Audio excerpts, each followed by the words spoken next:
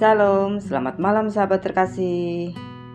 Saat dunia mulai tenang dan cahaya malam menyelimuti bumi, mari kita tenangkan hati di hadapan Tuhan.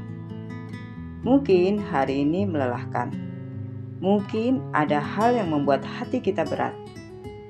Tapi di tengah semua itu, Tuhan masih memanggil kita untuk datang kepadanya. Bukan dengan topeng, tapi dengan hati yang apa adanya. Yeremia 17 ayat 14 berkata, "Sembuhkanlah aku ya Tuhan, maka aku akan sembuh. Selamatkanlah aku, maka aku akan selamat. Sebab Engkaulah kepujianku."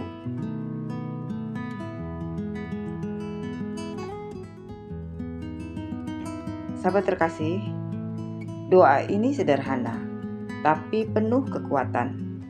Karena Yeremia tahu hanya Tuhan yang bisa menyembuhkan luka paling dalam yang tak terlihat oleh mata manusia. Yeremia dijuluki nabi yang menangis. Ia bukan lemah, tapi hatinya lembut dan terbuka di hadapan Tuhan. Ia hidup di masa ketika bangsa Yehuda menolak Tuhan, menyembah berhala, dan menolak suara kebenaran. Yeremia menyampaikan firman Tuhan dengan setia, tetapi yang ia terima bukan pujian, melainkan ejekan dan penolakan. Namun, di tengah kesepian itu, Yeremia tidak berhenti berbicara kepada Tuhan.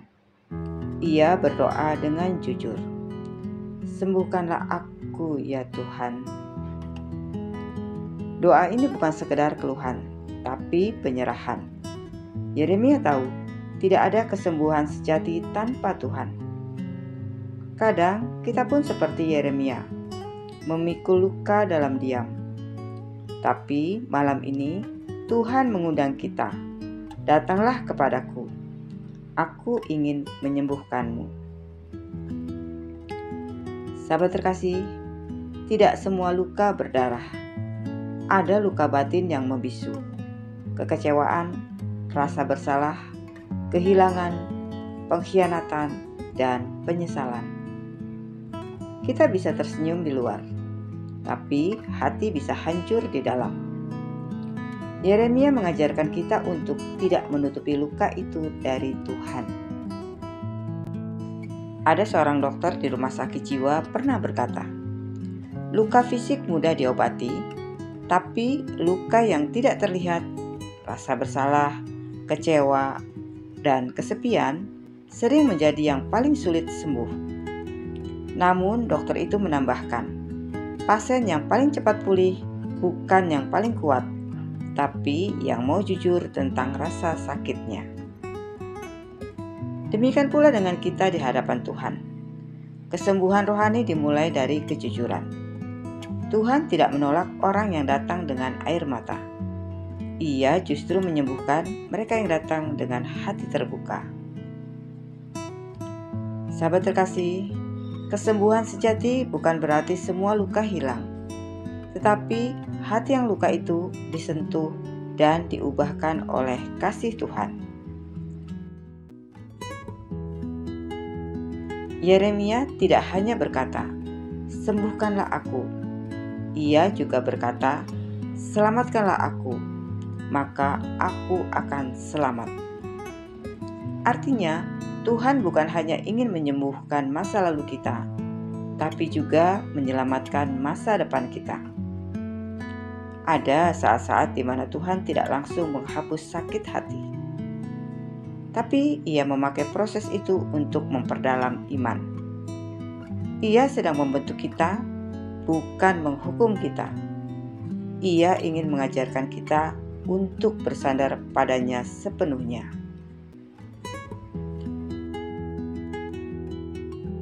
Sahabat terkasih, ada seorang tukang periuk memiliki 2 vas air.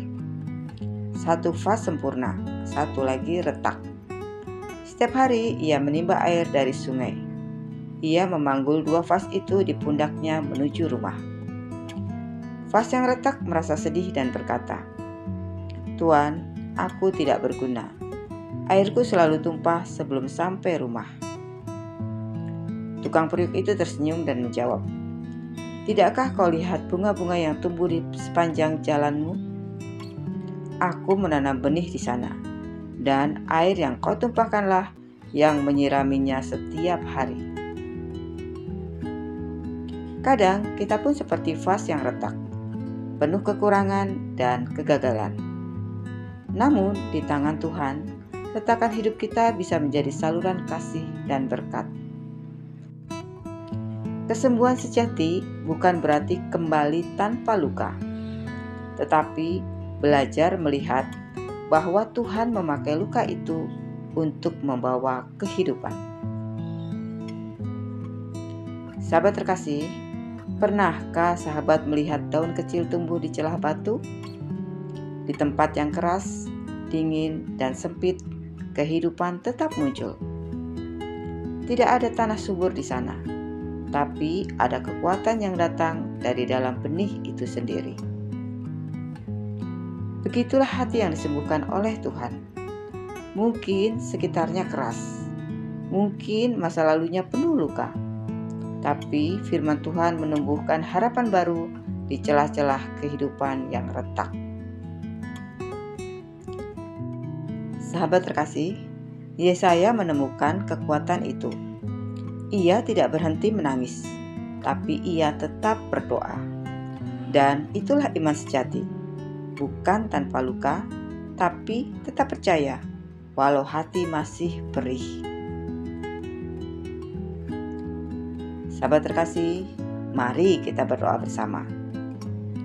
Bapa yang penuh kasih, malam ini kami datang kepadamu dengan hati yang mungkin belum utuh. Ada luka yang kami sembunyikan dari orang lain. Ada rasa sakit yang kami simpan terlalu lama. Tapi malam ini kami memilih untuk jujur di hadapan-Mu. Kami menyerahkan setiap luka, setiap air mata, setiap kenangan yang masih menyakitkan. Sembuhkanlah kami ya Tuhan, bukan hanya tubuh kami, tetapi hati kami yang retak dan jiwa kami yang letih. Ajari kami untuk percaya bahwa Engkau sanggup mengubah air mata menjadi sukacita. Selamatkanlah kami dari keputusasaan, dari rasa bersalah yang mengikat, dan dari takut melangkah lagi. Jadikan hati kami baru, dan biarlah setiap luka menjadi saksi tentang kasih dan kuasa-Mu. Dalam nama Tuhan Yesus Kristus, kami berdoa dan mengucap syukur. Amin. Sahabat terkasih, malam ini tidurlah dalam damai. Tuhan tidak lupa akan doa kita, tidak buta pada air mata kita. Ia bekerja dalam diam, memulihkan bagian hidup kita yang bahkan tidak kita sadari. Yeremia berkata, "Sebab Engkaulah kepujianku." Malam ini, biarlah napas kita menjadi pujian, dan istirahat kita menjadi bentuk kepercayaan bahwa Tuhan sedang bekerja. Sembuhkanlah aku ya Tuhan, maka aku akan sembuh. Besok pagi Engkau akan melihat cahaya baru, karena kasih-Nya tidak pernah pudar.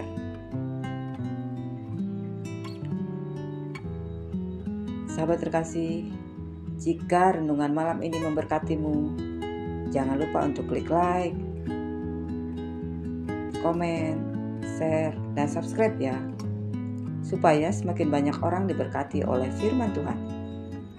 Sampai jumpa di renungan malam berikutnya. Selamat beristirahat. Tuhan Yesus memberkati.